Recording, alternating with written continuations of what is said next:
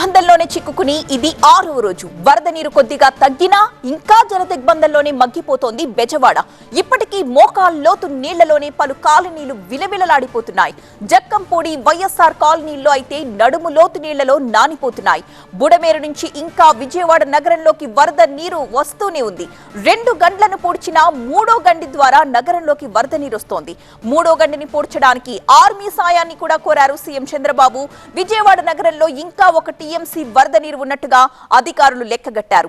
ఈ వరద నీరు తగ్గేందుకు మరో 4-5 రోజులు పట్టొచ్చని అంచనా వేశారు.